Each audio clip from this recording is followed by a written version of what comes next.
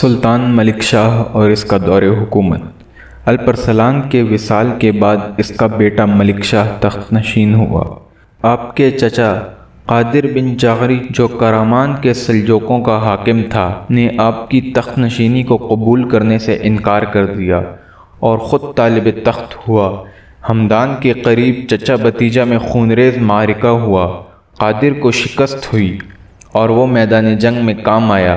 کرمان کے علاقے میں قبضہ کر کے ملک شاہ نے 465 ہجری بمطابق 1073 عیسوی میں سلطان شاہ بن الپرسلان کو اس علاقے پر حاکم مقرر کر دیا۔ سلطان ملک شاہ سلجوقی کے دور میں سلجوقی سلطنت کو بڑی وسعت نصیب ہوئی۔ مشرق میں اس سلطنت کی سرحدیں افغانستان تک، مغرب میں ایشیائی کوچک تک اور جنوب میں بلاد شام تک وسیع ہو گئی۔ سلجوقی سلطنت کا حدود اربع فتح دمشق کے بعد کا ہے۔ دمشق 468 ہجری بمطابق 1075 عیسوی میں سلجوقی سپہ سالار اطسس کے ہاتھوں فتح ہوا اور یہاں عباسی خلیفہ کے نام کا خطبہ جاری ہوا۔ ملک شاہ نے شام کے مقبوضات اپنے بھائی تاج الدولہ تکتامش کے حوالے کر دیے تاکہ فتوحات کے سلسلے کو آگے بڑھایا جا سکے۔ یہ واقعہ 470 ہجری بمطابق 1077 عیسوی کا ہے۔ تاج الدولہ ہی کے ہاتھوں شام کی سلجوقی سلطنت کی بنیادیں پڑیں۔ اسی طرح ملک شاہ نے اپنے ایک قریبی رشتہ دار سلیمان بن قتلمش بن اسرائیل کو ایشیائی کوچک کا والی مقرر کیا۔ سلطان ملک شاہ دراصل جہاد کے سلسلے کو آگے بڑھانا چاہتا تھا۔ ایشیائی کوچک کے علاقے پہلے رومیوں کے زیر نگین تھے۔ 470 ہجری بمطابق 1077 عیسوی میں سلیمان ان علاقوں کا والی مقرر ہوا اور اسی کے ہاتھوں سلطنت سلاجقہ روم کی بنیاد پڑی۔ آخر الذکر سلطنت 224 سال تک قائم رہی اور ابو الفارس قتلمش بن اسرائیل کی نسل سے 14 فرمانرواؤں نے اس پر حکومت کی۔ ان میں سب سے پہلا حکمران سلیمان بن قتلمش ہے جسے اس سلطنت کا بانی کہا جاتا ہے۔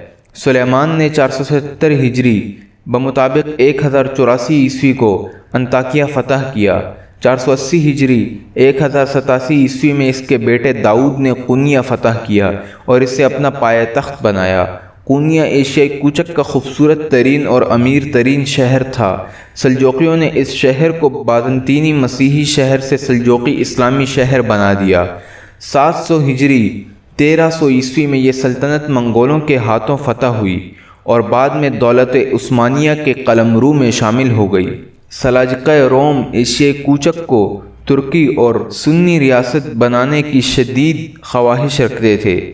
ان علاقوں میں اسلام کی اشاعت انہی کے ہاتھوں ممکن ہوئی۔ انہوں نے اجنبیت کی اس دیوار کو گرا کر پیوند خاک کر دیا جو یورپ میں اسلام کی اشاعت و ترویج میں رکاوٹ بنی ہوئی تھی۔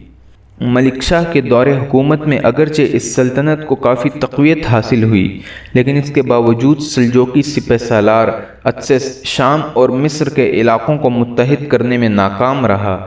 حالانکہ وہ اس سے پہلے مصر کے اندر عبیدی یعنی فاطمی سلطنت کو عملاً چیلنج دے چکے تھے۔ جب اطسس نے مصر پر حملہ کیا تو بڑے مصری لشکر جس کی قیادت بدر الجمالی کر رہا تھا سے پہلے اسے عربوں کے ایک چھوٹے سے لشکر نے شکست سے دوچار کر دیا۔ یہ واقعہ جب 469 ہجری بمطابق 1076 عیسوی کا ہے۔ اطسس کی اس شکست کے نتیجے میں سلجوقی سلطنت پہلے سے کہیں زیادہ افتراق و انتشار کا شکار ہو گئی۔ سیاسی اختلافات سامنے آئے، خونریز تصادم ہوئے اور بالآخر 571 ہجری بمطابق 1078 عیسوی کے ایک تصادم میں اطسس کو قتل کر دیا۔